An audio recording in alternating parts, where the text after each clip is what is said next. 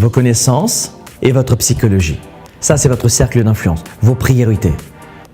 C'est ce que vous êtes capable de maîtriser, votre cercle d'influence.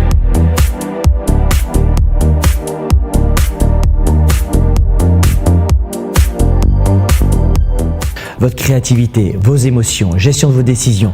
Ça, c'est ce qu'on appelle le cercle d'influence. À l'extérieur, c'est les demandes des autres. À l'extérieur, ça, c'est les demandes des autres. Et si vous n'y prêtez pas attention, eh bien, en général, les demandes des autres ont tendance à venir réduire votre pouvoir de décision. Et c'est ce que je dis souvent dans nos carrières et dans nos affaires, on n'a pas la capacité de toujours dire non aux autres. Dire non aux autres, c'est souvent très compliqué. On ne sait pas comment s'y prendre et on se dit, tiens, bon, finalement, moi, j'aimerais véritablement faire des choix. Et on ne sait pas faire des choix. Je ne sais pas, je vous donne un exemple.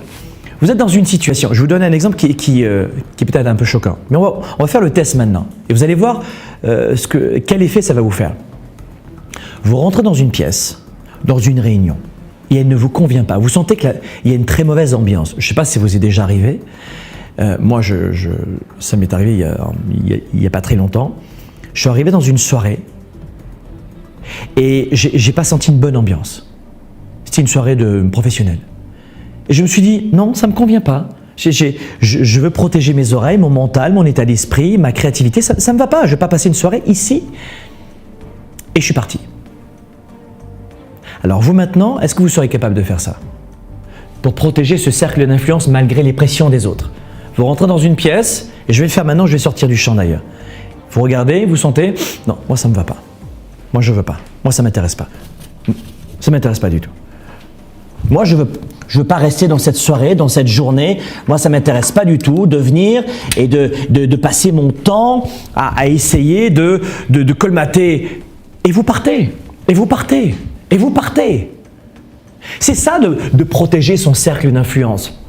Ce que je viens de faire avec vous il y a un instant, de quitter le plateau, n'hésitez pas à le faire quand il s'agit de protéger votre créativité, votre carrière, vos affaires, vos relations, votre couple, le rapport avec vos enfants, la communication. Pourquoi vous voulez protéger votre cercle d'influence? Ici, le cercle d'influence égale pouvoir. Le cercle d'influence égale pouvoir, c'est-à-dire que pouvoir de décision, pouvoir d'anticipation, pouvoir de choix, augmentation de liberté. Votre cercle d'influence, vous devez le protéger. Et en permanence, les autres vont venir bombarder votre cercle d'influence. Ils vont venir le diminuer. Vous avez un cercle d'influence qui est ici, comme ça, et les autres vont le rétrécir parce qu'il y a toujours les demandes des autres en permanence. En permanence, vous avez des demandes des autres. Mais vous gérez les urgences et la vie des autres, pas la vôtre. Voilà pourquoi, en général, cette pression-là, vous voulez y mettre fin. Et établir de la clarté, ça commence par ça, par comprendre que c'est vous la priorité. Voilà pourquoi vous devez savoir ce que vous voulez dans la vie. Sinon, les autres vous imposent, par la pression qu'on voit à l'externe, vous imposent ce que vous devez faire dans la journée. Et le bon schéma, on va le voir maintenant au tableau. Le bon schéma que vous voulez, c'est celui-ci. Ce que vous voulez, c'est avoir un cercle d'influence plus important et réduire au minimum les demandes et les pressions des autres. Vous voyez, c'est ce qu'on veut faire ici. On veut pousser vers l'extérieur, grandir, enrichir notre pouvoir de décision, de gestion de notre agenda, de nos priorités et de notre plan de match. Je vais vous donner un exemple. Beaucoup de gens qui me disent « Oui, mais Franck, il faut savoir dire parfois non, je sais, mais je ne sais pas faire. » Et moi, par exemple, on a des courriels tout faits dans notre entreprise. On reçoit des centaines de demandes par jour, en fait, dans les médias sociaux en permanence. Et beaucoup de collaborations. En fait, il y a beaucoup de gens, notamment en ce moment, c'est la grande mode des demandes d'entrevues. Alors, beaucoup de gens qui me demandent des entrevues et j'ai souvent des professionnels de la même industrie que moi. Et j'ai beaucoup de respect pour tous ces hommes et ces femmes qui donnent de leur temps pour les autres et qui forment les autres, qui aident les autres en gagnant leur vie. Et malheureusement, je ne peux pas dire oui parce que nous avons un agenda. Je suis ici avec vous et mon temps, c'est de faire des formations, de faire des coachings et 80% de nos programmes sont gratuits. Mais c'est important pour moi Dans le modèle d'affaires de notre entreprise, la gratuité est importante. On est une entreprise participative et on fonctionne vraiment comme ça. Ça rentre dans le corps de notre marketing. Et voilà pourquoi c'est une priorité pour moi. Et je leur réponds par exemple, waouh, alors c'est pas moi qui leur réponds, c'est mon équipe.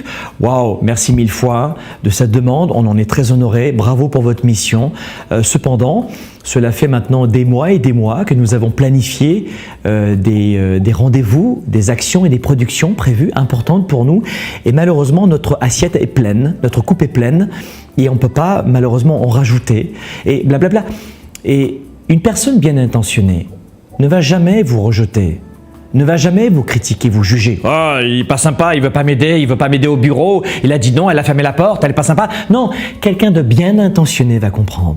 Si vous lui répondez un non en expliquant comme ce que je suis en train de vous dire, un non explicatif, plein d'empathie et de respect, ne provoque jamais de rejet. Quand vous avez du rejet de la part de cette personne, ou de cette entreprise à qui vous dites malheureusement non parce que vous lui expliquez pourquoi. Quand vous avez un retour négatif, toxique, vous ne comptiez pas pour cette personne.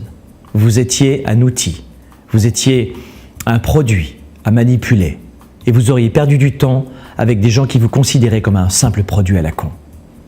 Oh! Donc, si vous dites non intelligemment et gentiment, avec beaucoup d'empathie et de respect, vous ne serez jamais avec une réaction toxique.